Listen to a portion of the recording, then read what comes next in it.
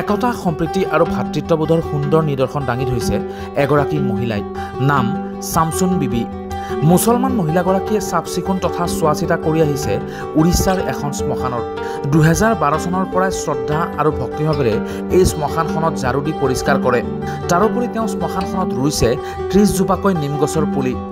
নিজে ৰোপণ কৰা নিম গছৰ পুলিকেইটাৰ লগতে অন্য গছৰ পুলিটো প্ৰতিদিনে পানী দিয়ে শামছুন বিবিয়ে।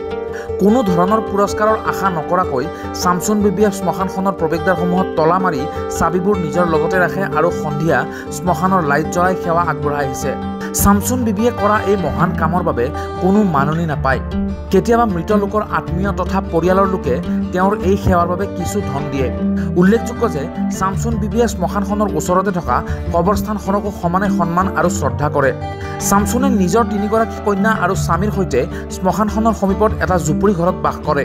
উল্লেখযোগ্য যে এসময়ত নিৰ্জন হৈ পৰি থকা শ্মশানখন সম্প্ৰতি শামছুন বিবিৰ তত্বাৱধানত বিভিন্ন প্ৰকাৰৰ গছ লতিকাৰে সজ্জিত হৈ নান্দনিক বাতাবৰণৰ সৃষ্টি কৰিছে।